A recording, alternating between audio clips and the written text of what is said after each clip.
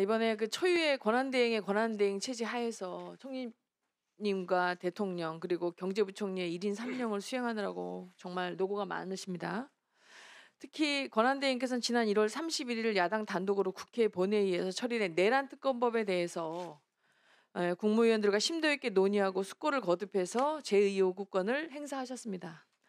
자, 권한대행께서 제1을 요구한 이유에 대해서는 여야 합의가 안 됐고 위헌적 요소가 있다고 지적하신 바가 있는데요. 그 내용에 대해서 한번 간략하게 다시 한번 정리해서 말씀해 주셨으면 감사하겠습니다. 네, 그때 국무위원들 간에 심도 있게 논의를 했습니다. 지금 말씀하신 걸 포함해 두 가지 정도 사항이었습니다. 특검법이라고 하는 것은 그 상권분립의 예외적인 제도이기 때문에 그다음에 보충적 그런 예외성이 인정이 돼야 되는데 지금 재판 절차가 시작이 됐기 때문에 지금 상황에서는 별도의 특검 도입 필요성을 판단하기 어렵다라는 그런 의견이 많았고요. 두 번째는 많이 보완은 됐습니다만 일부 위헌적인 요소와 그다음에 국가 기밀 유출 가능성에 대한 우려가 컸습니다. 특히 국방부를 비롯해서 그 두 가지 사항 때문에 저희가 불가피하게 제의를 요구하게 된 것입니다. 네, 감사합니다. 김선호 장관 대행님께 질의드리겠습니다. 좀 전에 그 최상목 권한대행께서 간단히 두 가지로 말씀해 주셨는데 저희 의원실에서 윤석열 정부의 내란행위 진상규명을 위한 특별감사 임명 등에 대한 법률안 제2 요구서를 제가 정리해 보니까 대략 이게 이제 세 가지 부분에서 문제가 있다라고 정리가 돼 있습니다. 첫 번째는 특별검사 제도의 보충성과 예외성의 원칙 위배, 아까 좀 전에 설명해 주셨고요. 두 번째는 국가안보 등에 대한 중대한 위배, 그다음에 세 번째는 권력분립 원칙 위배 등을 이렇게 정리가 돼 있는데 제가 여기서 이제 그 국방장관 대행께 질문을 드리고 싶은 것은 가장 크게 문제되는 것이 이 내란 특검법 19조에 규정된 압수수색에 관한 특례 조항 때문에 질의를 드리는 겁니다.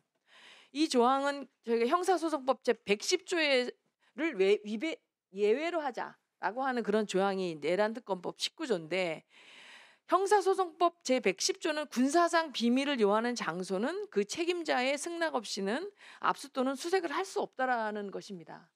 그런데 내란특검법 19조에서는 이와 같은 형사소송법을 배제하는 규정을 위해서 뭐라고 명시되어 있냐면 국정원, 국방부, 합참, 각군, 대통령 비서실, 대통령 경호처는 국가정보원법, 군사기밀보호법을 이유로 이 법에 따른 압수수색 또는 검증 등 수사 및 재판에 필요한 증거의 수집을 거부하거나 방해할 수 없다라고 이렇게 규정이 되어 있습니다. 이제 이러다 보니까 이제 대법원의 법원 행정처가 이러한 내란 특검법의 광범위한 압수수색 특례 조항이 현재까지 시행된 법령에는 단 한 번도 존재하지 않았던 규정이다. 그리고 군사 기밀 등에 대해서 무제한적이고 이러한 압수수색을 허용할 경우에 국가안전보장에 관한 여러 우려가 있다고 지적했습니다. 즉 안보와 관련된 다수의 국가기관을 압수수색하는 이러한 법이 발의되고 통과된다면 이러한 과정에서 수사 대상과 무관한 다수의 국가기밀이 유출될 위험이 있다. 이렇게 법원행정처에서 유권 해석을 했거든요. 그래서 저도 이제 직무대행께서는 이런 만약에 내란특검법이 통과되고 시행된다면 국방부와 합참 그리고 각군이 관련 법에 의거해서 무제한 압수수색이 가해질 거라고 생각합니다. 그렇다면 그동안에 우리 국내에 지금 보이지 않는 국내에 많은 간첩들이 횡행하는데 우리가 이러한 그 수사 기록이나 이러한 것이 재판 기록으로 남고 그것이 공개된다면 그동안 우리가 지켜오던 국가 안보, 그중에 많은 기밀, 그다음에 보호돼야 되는 군사적인 어떤 사항들이 외부에 유출될 가능성이 높다고 생각합니다.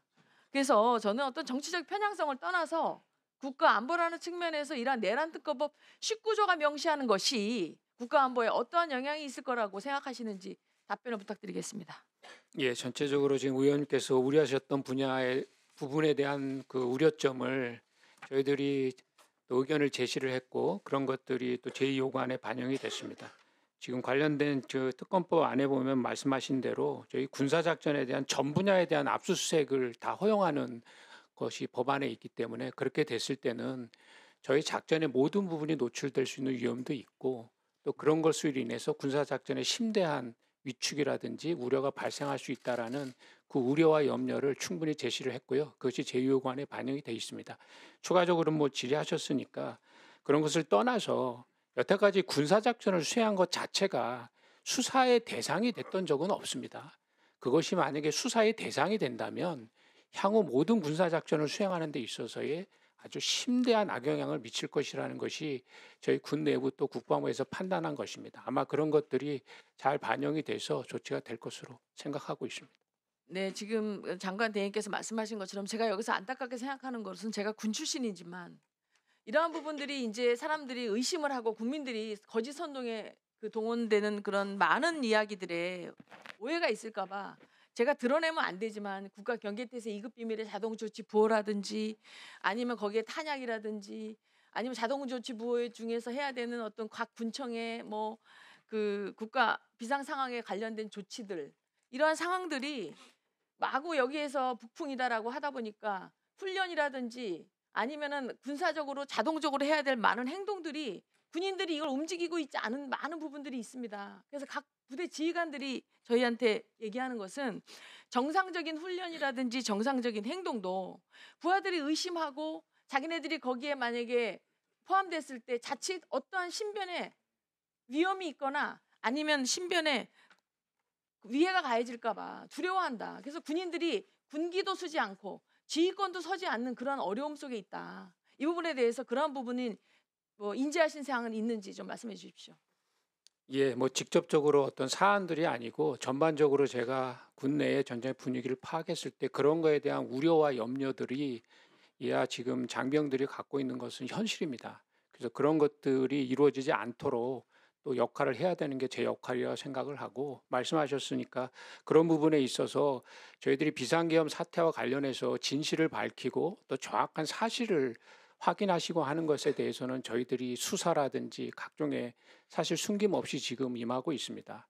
그러나 그런 과정에 있어서 사실 지금 우려스럽게 좀 보안 분야 좀 이런 것들이 많이 노출되는 것도 저희들이 지금 심대하게 우려점으로 보고 있습니다.